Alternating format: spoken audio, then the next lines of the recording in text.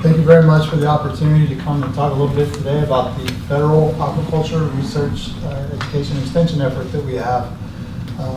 Part of my job at USDA is to make sure that we have our research priorities set such that they actually benefit the industries that we serve. And so that means a lot of connecting with stakeholders, understanding the challenges that they have, and understanding the capacity that we have in our agency to be able to address some of those priorities with science-based methods.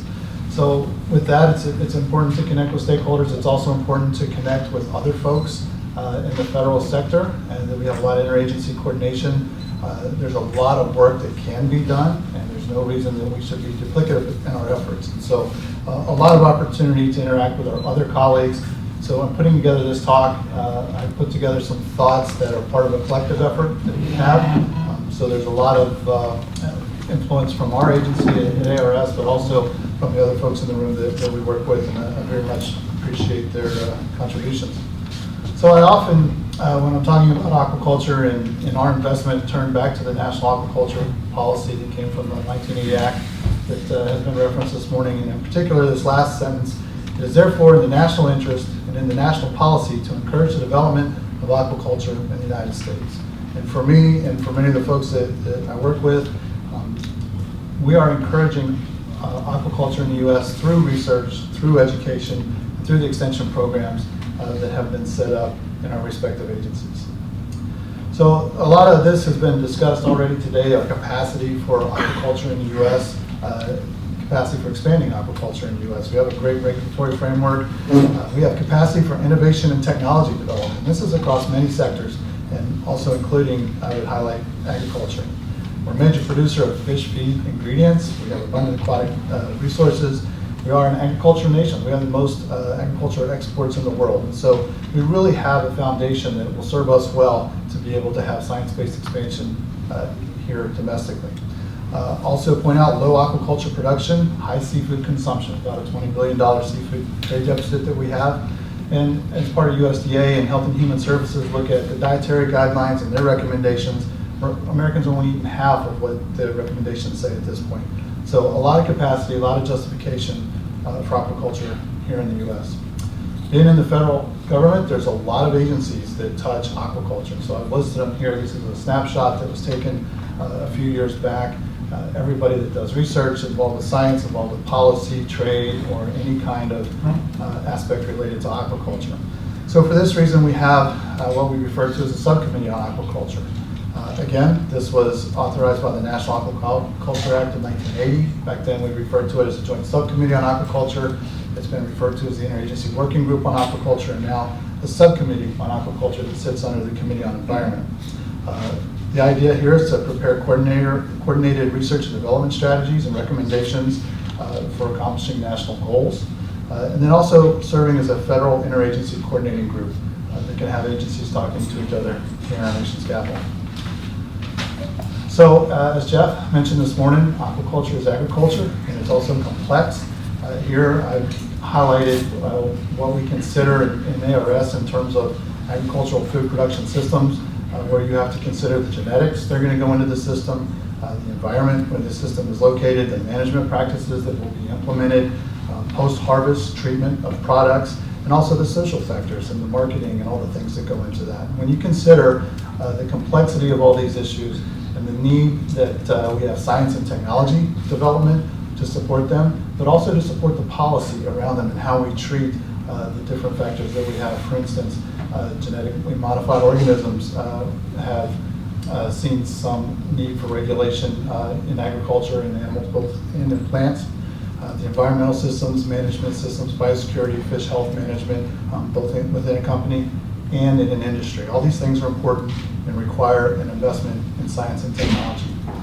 So I wanted to talk a little bit about the rationale for federal aquaculture research. As I mentioned, aquaculture is complex. We have many species. I've seen where it's upwards of 300 some species that are cultured here in the U.S.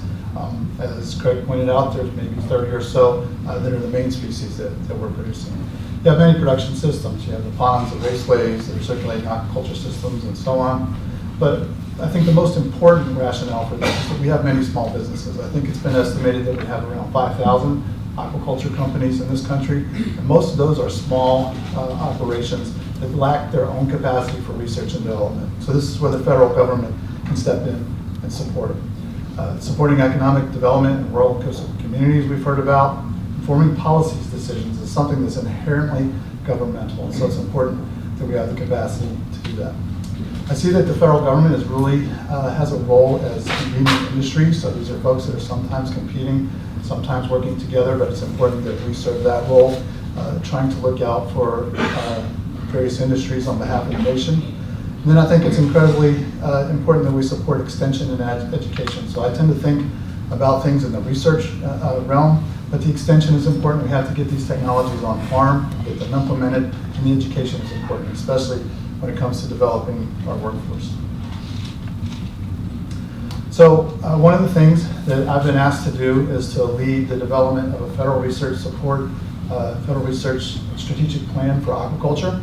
And so the title of it, Federal Research Supporting Sustainable and Responsible Aquaculture in the U.S. There's a previous version of this plan that will sunset this year, and so we're looking forward at the next 5 years. And this is a draft, so I'm going to tell you kind of where we're at this point in time. But the vision that we laid out was a globally competitive, science and technology-driven sector that meets increasing demands for aquatic products that are affordable and meet high standards for safety, quality, and environmental stewardship, while providing new opportunities for profitability and economic growth. And so I think we have an incredibly complex task, and this is something that we're trying to capture in the draft of 30 pages to outline what we see are the priorities. So in this plan, there were some of the things that we wanted to consider in developing, communicating federal priorities for research, science, and technology development. We wanted to lay out a framework for interagency coordination. And when it comes to aquaculture, in USDA, we tend to be food production driven, but we wanted this plan to be inclusive. We wanted it to include food production, the aquaria trade, recreational, commercial fisheries. The ecosystem services has been mentioned here today, and rebuilding stocks of threatened or endangered species.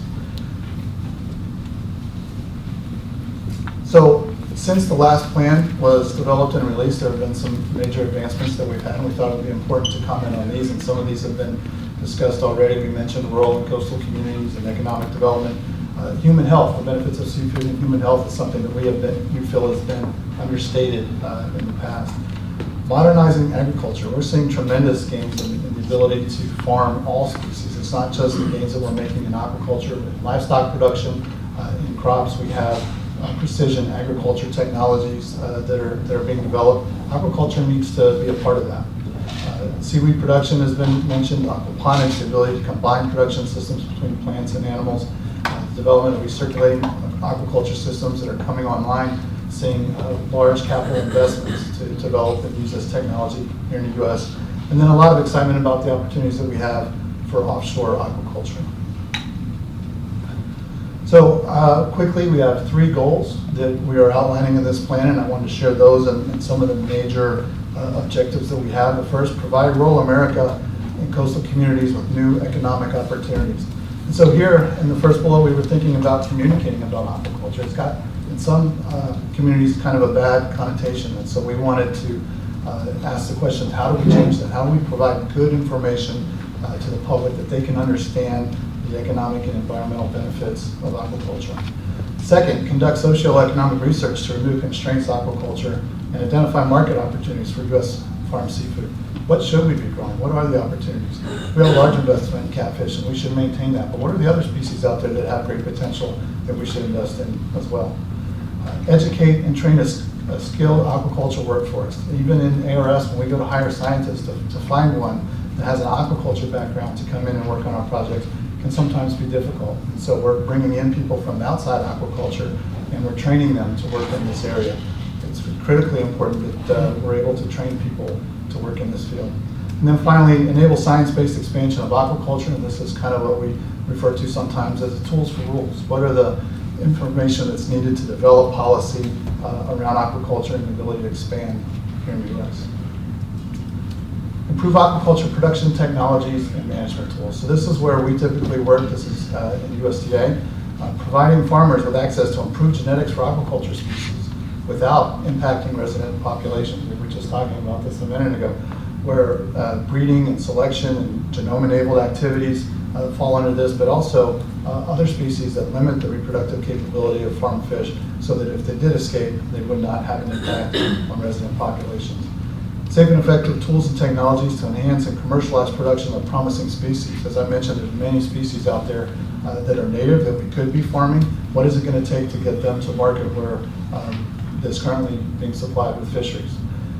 Next, to find and meet the nutrient requirements of cultured species, and I would even add in every stage of their life cycle. So when they are young, when they're first reared, all the way through their development to broodstock, what is their nutrient? What are their nutrient requirements, and what is the best way to meet those in an economically sustainable way? And then finally, improve engineering systems for aquaculture production. And we've seen tremendous progress in this area, both with recirculation systems and the split pond systems that we have with catfish and other systems as well.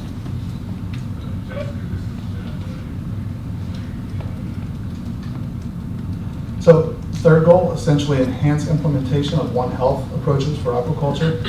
Here we were thinking primarily in two ways. One, develop safe and effective biologics and pharmaceuticals to protect animal, human, and environmental health and well-being. And then the second, promote and demonstrate the safety and healthfulness of domestic farm-raised seafood products. And so there's kind of an animal health component to this and the food safety that we think is critically important. And looking at a One Health approach, as I've laid out here, the interaction of host, pathogen, and environment to reduce on-farm losses to disease. So I thought it would be important to talk a little bit about federal research implementation. We basically have two strategies for this. One is our intramural system of federal labs across all the agencies that have the capacity to do long-term research.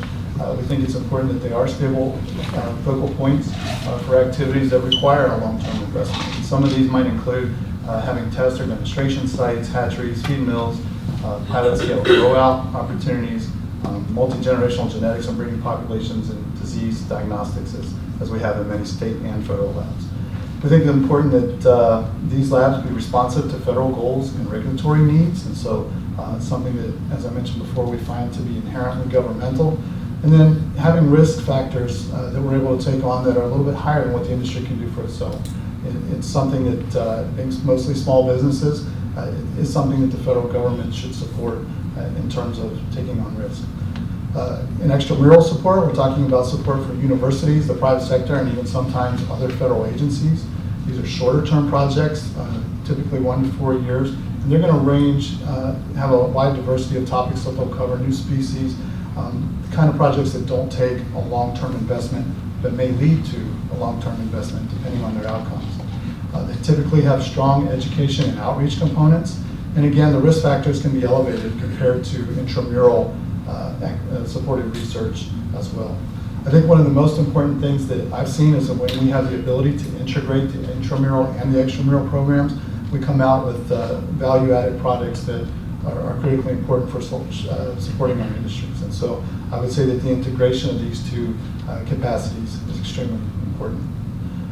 I have to mention opportunities for public-private partnerships. I think that our federal research should be stakeholder-driven in terms of engaging stakeholders to help set the priorities for what we work on, what we use our research capacity for, determining the value of expected outcomes. If our research is successful, will it matter?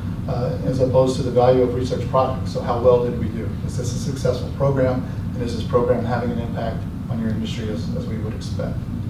We need these partnerships for technology development so that we can take things from a laboratory scale to a commercial scale with capacity that we would not have in the federal program. Transfer and commercialized technologies is related to that. And then also in terms of workforce development, we need to make sure that we are supporting the education and training of employees who are going to go on to be a part of the aquaculture workforce. So one of my roles and the roles of the subcommittee that I have the opportunity to participate on is strategic planning. And I pointed out just some of the documents that have come out here in the last several years that are influencing the way we're doing research. The first aquaculture genetics, genomics, and breeding in the United States. We had a U.S. country report on aquatic genetic resources many of you helped with. We kind of took an inventory of what we're producing in the U.S. And how we're producing it. We had a marine fish aquaculture scoping workshop in 2017 and a follow-on workshop in 2019, where we looked at if we're going to have offshore aquaculture or marine aquaculture here in the U.S., what are the next set of finfish species that we would want to develop. And so we brought together folks from industry, academia, and government to be able to work on that list. Genetic improvement in the United States is a work that's in progress, but making sure we all have kind of inventory of the genetic technologies that are available, both for selective breeding and controlling the genetics of farm populations. Genome to phenome I'll talk about in a minute. And then also the last one is the National Strategic Plan for Federal Aquaculture Research that we'll be updating. So I think one of the most important documents that's come out recently is the Science Breakthroughs to Advance Food in Agricultural Research by 2030. Of the chapters in this volume, only one of them is dedicated to animal research, and only a portion of that is dedicated to aquaculture. And so what they highlight, and I'll read the last sentence here, the urgent progress needed today to address the most challenging problems requires leveraging capabilities across the scientific and technological enterprise in a convergent research approach.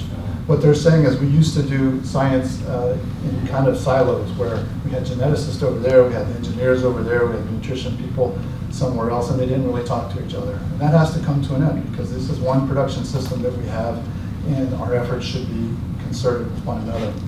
So they call for a twofold increase in animal protein. And they listed two ways that this would happen: a tenfold increase in the rate of genetic improvement and the development of precision livestock production systems. Had I been an author, I might say that, well, we can expand aquaculture and we're just using a bigger footprint to produce animal protein. That would be kind of the third bullet item. But if we look at our best technologies that we've developed to increase the rate of genetic improvement, our best case scenario gave us a twofold improvement. So we really are going to have to use all of the technologies at our disposal to be able to increase the amount of protein that we're going to need for our future global population. So with that, I wanted to talk a little bit about this document. So from animal genomes to phenomes, how do we get from genetics to the phenotype and things that actually matter on the farm? There was a previous version of this that came out and kind of laid out some of the things that needed to be accomplished in the previous decade. They used three themes: science to practice, discovery science, and infrastructure. And I've got a puzzle diagram here to kind of show how we see these things fitting together. And so in doing the revision, there were initially 14 species that were targeted.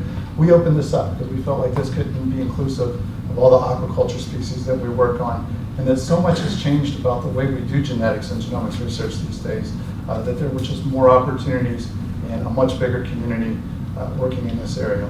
And so if you look at the priorities that were highlighted, this is a publication that has over 100 contributors that we're looking at everything science and practice. It's pretty much how do we breed these animals and how do we manage them on the farm for optimizing production. Discovery science is a lot of the basic information that we need to be able to do that. And then the infrastructure, everything from the genome sequences, the education for the workforce, biotechnology, and a lot of the populations that we have access to for aquaculture production. So I think one of the best cases that we outlined in that publication was the U.S. dairy industry, where we've seen traumatic gains over the last decade, and where we started using genomics in breeding programs. You can see we got increasingly higher rates of gain. There was an industry that was started. Right here we're showing where animals reside that were genotyped, and so getting a DNA fingerprint from an animal was something that was kind of unheard of when we got into this process. And 10 years later, you've got an entire private sector industry that has started around offering genotyping services to farmers and the livestock industry. And so what this has done, there's $100 million research investment over 10 years, and this is by USDA. They saw gains of $50 per cow, 9 million cows. You look at the return on investment, and it ends up being around 40 to 1. So we consider that this is one of the best scenario outcomes from this kind of research, but just something that we can use in aquaculture as a goal. This is an industry that when they started had already gone hundreds of years of selection. And so in this example, we're just tweaking an industry, whereas in aquaculture, we have opportunities to create industries. And so a lot of opportunity here. So I couldn't move on without talking about this publication when we're singing the praises of federal aquaculture supported research.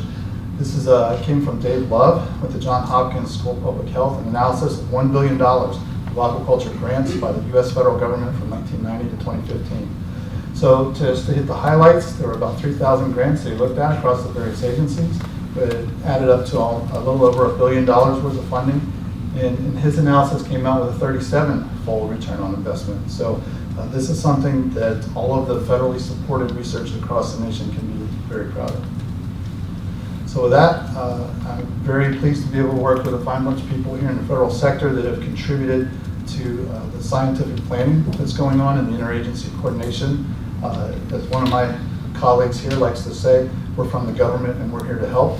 And so that's kind of the mantra that we have. So with that, I'd be happy to take any questions.